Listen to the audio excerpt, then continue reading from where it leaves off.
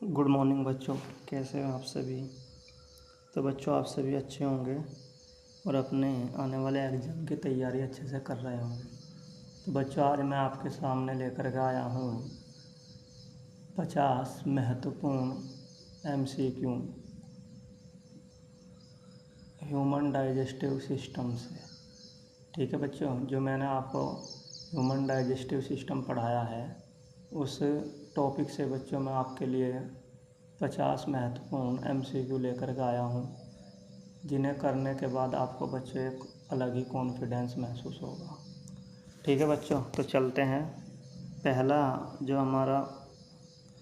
जो क्वेश्चन है बच्चों, कह रहा कि पाचन तंत्र से क्वेश्चन लिया गया, यानी कि पहला क्वेश्चन है बच्चों, कह रहा कि मनुष्य में पाचन की प्रक्रिया कहाँ से शुरू होती है। ठीक है बच्चों, कि मनुष्य में पाचन की जो प्रक्रिया होती है वह कहाँ से शुरू होती है। तो बताओ मुझे, क्या अमाशय से शुरू होती है? जी नहीं। क्या छोटी आंत से शुरू होती है? जी नहीं। क्या गरसने से शुरू होती है? जी नहीं। तो बच्चों हमने पढ़ा था मुख गुहा, यानी कि मुख गुहा या मुंह से शुरू होती है। ठीक है, तो बच्चे इसका राइट आंसर हो जाएगा ऑप्शन नंबर बी। अब यहाँ से बच्चों मैं आपको एक महत्वपूर्ण बात बता दूँ। यदि बच्चों ऑप्शन में मुंह भी दिया हुआ है और ऑप्शन में जो है बच्चों मुख गुहा भी दिया हुआ है, तो तब जो है ना बच्चों आप इसको टिक करेंगे, यानी कि मुख गुहा को आप लोग राइट मान लेंगे। और यदि बच्चों सवाल में जो है मुख दिया हुआ है, मुख गुहा नहीं दिया हुआ है, तो फिर मुख को क्लिक करेंगे। ठीक है, तो ये समझ गए होगे आप बात। दूसरा क्वेश्चन है बच्चों, मानव शरीर में भोजन का संपूर्ण पाचन कहाँ होता है। तो बच्चों सभी को पता है, मैंने कल पढ़ाया था ये टॉपिक, तो आपको बताया था कि बच्चों जो हमारा जो पाचन होता है ना संपूर्ण रूप से, वो छोटी आंत के अंदर जो है कंप्लीट होता है और छोटी आंत के अंदर ही जो है इसका अवशोषण होता है। तो इसका राइट उत्तर आ जाएगा बच्चों छोटी आंत, option number C. Next question है बच्चों तीसरा, कि लार में निम्नलिखित में से कौन सा एंजाइम्स पाया जाता है। पेप्सिन पाया जाता है? जी नहीं, पेप्सिन तो नहीं पाया जाता। ठीक है, क्या ट्रिप्सिन पाया जाता है? जी नहीं। रेनिन पाया जाता है? जी नहीं। तो लार में बच्चों पाया जाता है हमारा टाइलिन एंजाइम्स, कल भी हमने पढ़ा था। और इस टाइलिन को बच्चों हम लोग एमाइलेज के नाम से भी जानते हैं, जो कि कार्बोहाइड्रेट का पाचन करता है। चौथा क्वेश्चन है बच्चों, टाइलिन एंजाइम किस खाद्य घटक को भोजन पचाने में मदद करता है। तो अभी ये मैंने बताया भी है, तो ये स्टार्च यानी कि कार्बोहाइड्रेट को ये पचाता है। नेक्स्ट क्वेश्चन है बच्चों, मानव अमाशय में कौन सा अम्ल निकलता है और जो पाचन में सहायक होता है। तो बताओ बच्चों, तो बच्चों हमने कल ही पढ़ा था कि मानव में जो अमाशय होता है उसमें से जो है बच्चों HCl वाला अम्ल निकलता है। ठीक है, तो बी ऑप्शन आ जाएगा हाइड्रोक्लोरिक अम्ल, यानी कि HCl। ठीक है, तो इसका राइट आंसर हो जाएगा ऑप्शन नंबर बी। छठा क्वेश्चन है बच्चों, अमाशय की आंतरिक दीवारों को हाइड्रोक्लोरिक अम्ल से कौन बचाता है। तो कल ही बच्चों मैंने एक क्वेश्चन आपको कराया था, जब टॉपिक पढ़ाया था, तो मैंने बताया था कि जो म्यूकस होता है ना, ये क्या काम करता है कि जो अमाशय होता है उसकी दीवारों को जो है चिकना कर देता है, ताकि जो है बच्चों उस पर HCl का कोई भी प्रभाव ना पड़े। तो इसका राइट आंसर आ जाएगा ऑप्शन नंबर बी, म्यूकस। कह रहा बच्चों, अमाशय में प्रोटीन के पाचन के लिए उत्तरदायी मुख्य कौन सा एंजाइम है। तो बच्चों हमने कल अमाशय के बारे में पढ़ा था, तो प्रोटीन का पाचन अमाशय से शुरू होता था, और कौन सा एंजाइम्स था, तो वो था बच्चों पेप्सिन, ऑप्शन नंबर ए। फिर कह रहा बच्चों, दूध में मौजूद प्रोटीन को पचाने वाला एंजाइम रेनिन किस में पाया जाता है। तो बच्चों किस में पाया जाता है दूध को पचाने वाला जो एंजाइम होता है रेनिन। तो क्या वयस्कों की लार में पाया जाता है? गलत। अग्नाशय रस में पाया जाता है? गलत। पित्त रस में पाया जाता है? गलत। तो ये पाया जाता है बच्चा शिशु के अमाशय के रस में। ठीक है, तो जो बच्चे छोटे बच्चे होते हैं ना, वो दूध ही पीते हैं, तो दूध को पचाने के लिए जो है उनके अमाशय में निकलता है रेनिन एंजाइम्स, जो कि दूध को जो है पचाता है।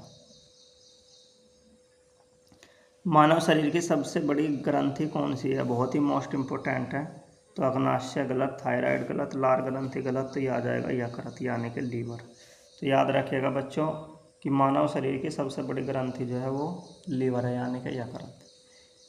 10वां क्वेश्चन है बच्चों, पितरस का निर्माण कहाँ होता है। तो बच्चों आप सभी को पता है, मैंने टॉपिक इतने अच्छे से क्लियर करके पढ़ाया है आपको। यदि आपने उसको सही तरीके से देखा होगा तो आप लोगों के सामने उत्तर जो है लग ही नजर आ रहा होगा। तो इसका राइट आंसर हो जाएगा ऑप्शन नंबर बी। 11वां बच्चों, यकृत द्वारा स्रावित पितरस कहाँ संचित होता है। मतलब बच्चों जो यकृत होता है ना, और जो बाइल जूस निकालता है, पितरस निकालता है, वो कहाँ पर स्टोर होता है, कहाँ पर स्टोर होता है। तो बच्चों याद रखो, लीवर के नीचे एक पित्ताशय होता है जिसे बोलते हैं गॉल ब्लैडर, वो वहाँ पर स्टोर होता है, यानी कि पित्ताशय। 12वां क्वेश्चन है बच्चों, वसा का पायसीकरण में कौन सहायक है, यानी कि इमल्सीकरण, इमल्सिफिकेशन में कौन है। तो बच्चों हमने पढ़ा था पित्तलवन, पितरस, कि जो यकृत जो होता है ना बच्चों, जो यकृत होता है वो क्या निकालता है, पितरस, जो कि कहाँ इकट्ठा होता है, पित्ताशय में। और ये पितरस जो है ना भोजन के पाचन में सहायक होता है। तो ये क्या काम करता है, भोजन के अंदर जो हमारी वसा होती है ना, उसको क्या करता है, इमल्सीकरण करता है, उसको जो है ना, उसको ये लुगदी बनाने का कार्य करता है। ठीक है, उसको सरल बनाने का कार्य करता है, उसको तोड़ने का कार्य करता है। तो ऑप्शन नंबर है। फिर कह रहा मानव शरीर की दूसरी सबसे बड़ी ग्रंथि कौन सी है। तो पहली ग्रंथि होगी लीवर, दूसरी होती है बच्चों अग्नाशय, जो पत्ती के रूप में जैसे दिखती है। फिर कह रहा बच्चों अग्नाशय से निकलने वाला पाचक रस क्या कहलाता है। जठर रस गलत, पित्त रस गलत, आंत रस गलत, अग्नाशय रस कहलाता है। ठीक है। 15वां क्वेश्चन है बच्चों, छोटी आंत का सबसे पहला भाग जो अमाशय के बाद शुरू होता है क्या कहलाता है। तो बच्चों जो छोटी आंत होती है, जैसे कि मान लो बच्चों ये हमारा अमाशय है, और यहाँ से जो है ये ऐसे छोटी आंत शुरू हो जाती है इस तरीके से। ठीक है, इस तरीके से छोटी आंत ऐसे शुरू हो रही है, मान के चलो। ठीक, तो बच्चों मैंने आपको बताया था इस छोटी आंत के 3 भाग होते हैं। कितने भाग होते हैं, 3 भाग। तो जो अमाशय से तुरंत ये वाला भाग होता है ये कहलाता है बच्चों ड्यूडिनम, जिसे मैंने आपको डी बताया था। ठीक है, और जो बच्चों आपका बीच वाला भाग होता है ये कहलाता है बच्चों जेजुनम, जिसे हमने जे बोला था। और बच्चों अंतिम भाग कहलाता है क्या, इलियम। ठीक है, क्या कहलाता है बच्चों, इलियम। तो कह रहा है कि छोटी आंत का सबसे पहला भाग अमाशय के बाद शुरू होता है। तो ये अमाशय ही तो है, ये अमाशय तो है, तो अमाशय से बाद में छोटी आंत ऐसे शुरू हो रही। तो ये वाला भाग कहलाता है बच्चों क्या, डेड्यूनम, यानी कि ग्रहणी। तो ऑप्शन नंबर बी। ठीक है बच्चों।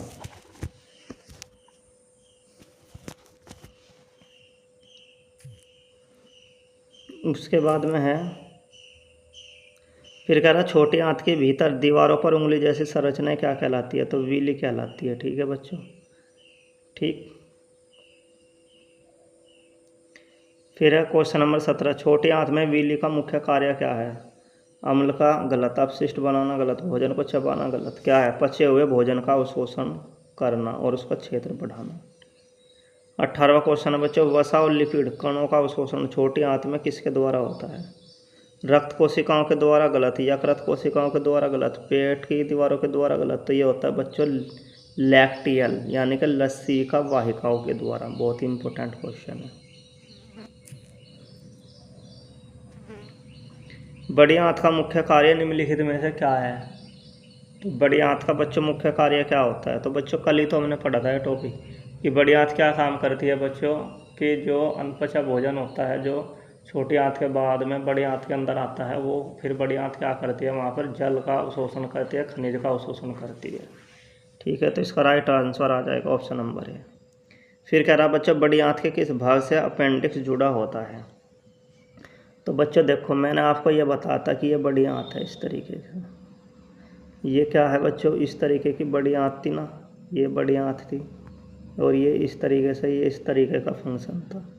और यहाँ पर जो है मैंने आपको बताया था, यहाँ पर आकर के छोटी आंत ऐसे जुड़ रही थी, और यहाँ पर ऐसे एक इस तरीके की संरचना थी। तो बच्चों इस तरीके की संरचना को कहा जाता है अपेंडिक्स। ठीक है, अवशेषी अंग, इसका कोई हमारे शरीर में कार्य नहीं होता। तो ये कह रहा किससे जुड़ा हुआ होता है, सीकम से, कोलोन से, मलाशय से, ग्रहणी से। तो बच्चों आप ही बताओ। तो मैंने आपको बड़ी आंत के 3 भाग बताए थे, ये वाला जो पहला भाग होता है इसे क्या बोल रहा था, इस वाले भाग को बताया था बच्चों सीकम। क्या बताया था, सीकम। ठीक है, और जो बच्चों बीच वाला भाग होता है इसे मैंने बताया था क्या, कोलोन। क्या बताया था बच्चों, कोलोन। ठीक है। और जो बच्चों हमारा अंतिम भाग होता है, ये वाला जो अंतिम भाग है, तीसरे नंबर का भाग है, इसे बताया था बच्चों मैंने क्या, मलाशय। क्या बताया था, मलाशय। और फिर अंतिम भाग होता है बिल्कुल एनस, उसे जो हम लोग बड़ी आंत में नहीं काउंट करते हैं। केवल बड़ी आंत के 3 ही भाग होते हैं। बड़ी आंत के केवल बच्चों क्या होते हैं, 3 ही भाग होते हैं। पहला ये वाला भाग जिसे बोलते हैं हम सीकम, दूसरा वाला भाग बीच वाला हिस्सा, इसे बोलते हैं हम लोग कोलोन, और ये वाला हिस्सा बच्चों इसे बोलते हैं हम लोग क्या, मलाशय। ठीक है, तो 3 भाग हो गए। अब मुझे बच्चों आप देख कर बताओ कि ये जो अपेंडिक्स है ये कौन से वाली आंत से जुड़ा हुआ है। ये जो अपेंडिक्स है ये कौन से वाली आंत से जुड़ रहा, मतलब बड़ी आंत से तो जुड़ रहा, लेकिन बड़ी आंत के किस भाग से जुड़ रहा, क्या सीकम से जुड़ रहा, क्या जो है बच्चों कोलोन से जुड़ रहा, या मलाशय से जुड़ रहा, बताओ। तो ये बच्चों जुड़ रहा है किससे, सीकम से। किससे जुड़ रहा है, सीकम से। ठीक है, ये जो बड़ी आंत का ये वाला हिस्सा है ना, स्टार्टिंग वाला पहला हिस्सा, इसे बोलते हैं सीकम, और इसी से ये अपेंडिक्स जुड़ा हुआ होता है। बीच वाले भाग को बोलते हैं बच्चों बड़ी आंत के कोलोन, और अंतिम हिस्से को बोलते हैं बच्चों बड़ी आंत के मलाशय। ठीक है, तो इसका राइट ऑप्शन हो जाएगा option number A. Option number A.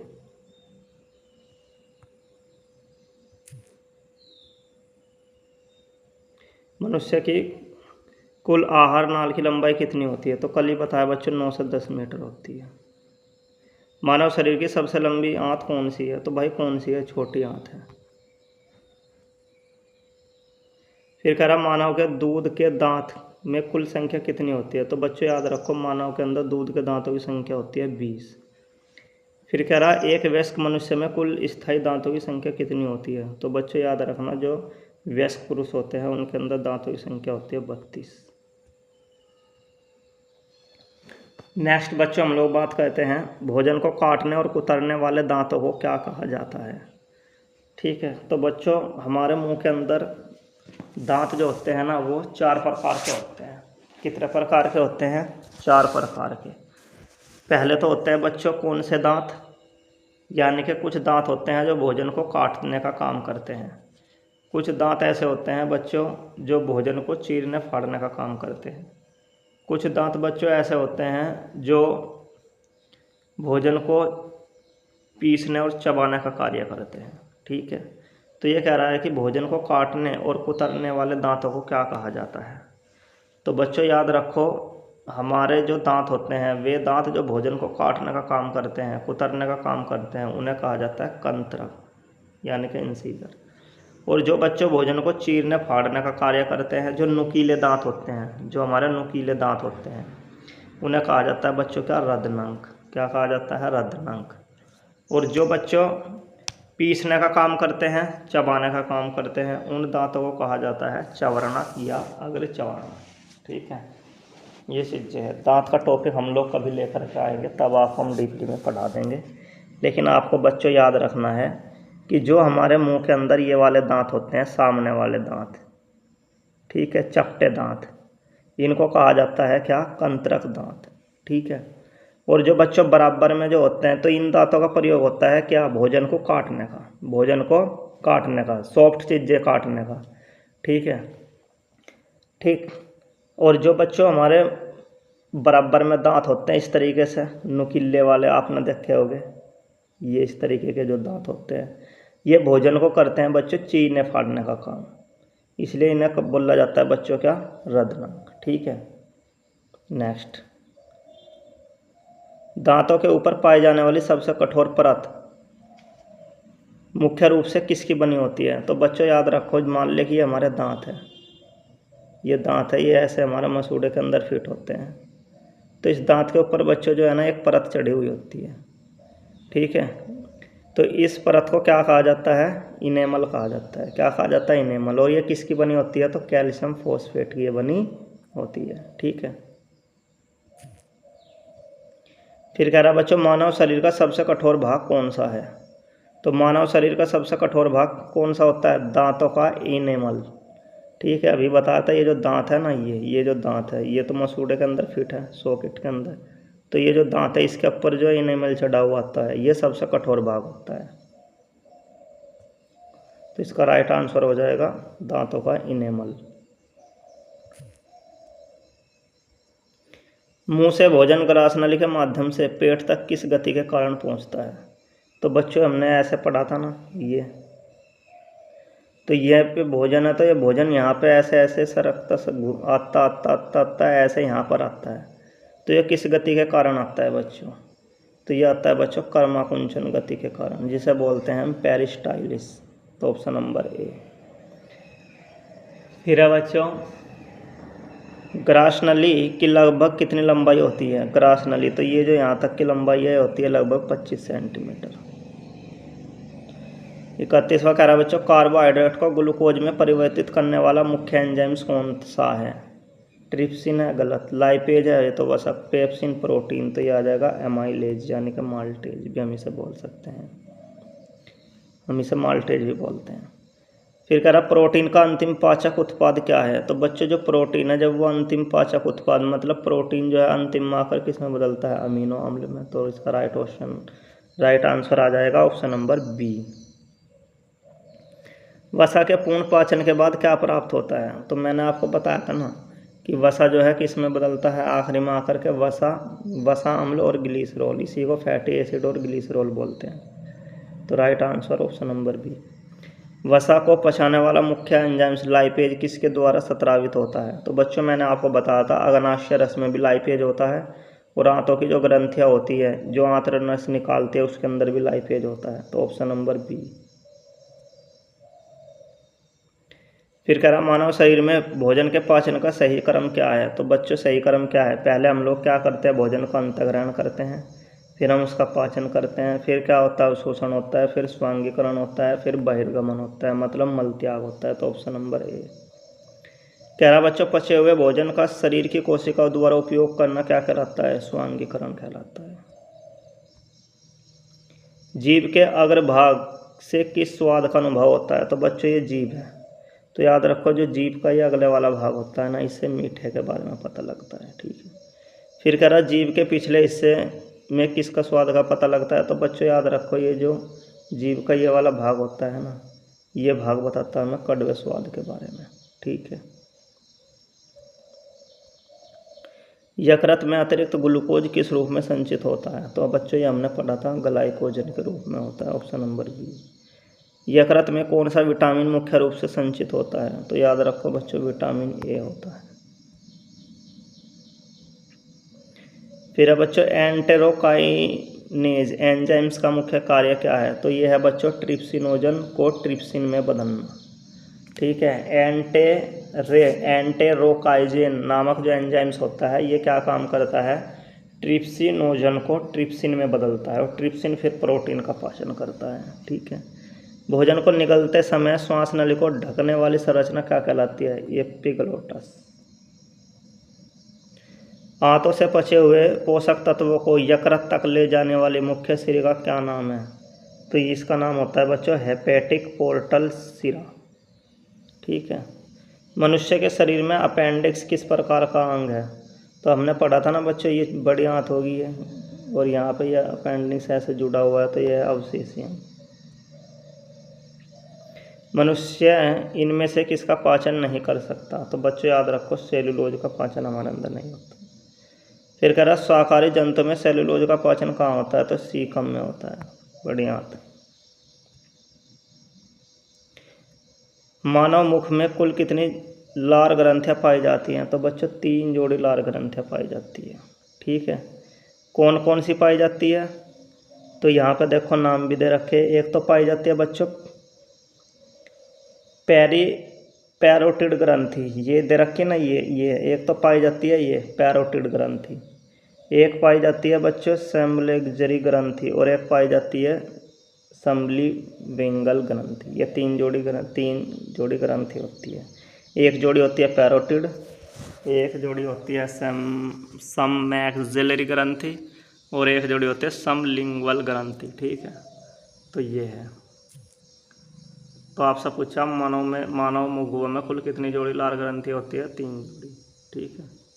कौन कौन सी मैंने आपको बता भी दी। पैरोटिड ग्रंथि, दूसरी सबमैक्सिलरी ग्रंथि, तीसरी समलिंगुअल ग्रंथि। ठीक है, तो ये होती है।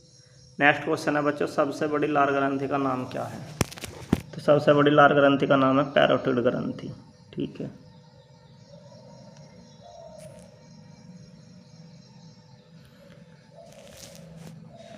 कह रहा आंतों के द्वारा स्रावित होने वाले पाचक रस को क्या कहते हैं? आंत रस कहते हैं भाई।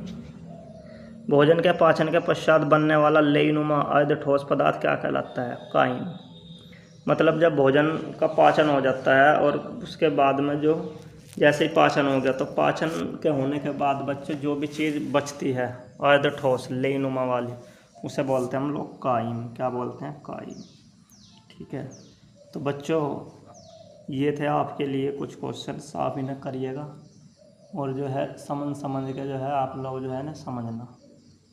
ठीक है। फिर से जो है बच्चों आपके लिए और जो है हम लोग MCQ लाने की कोशिश करेंगे। धन्यवाद।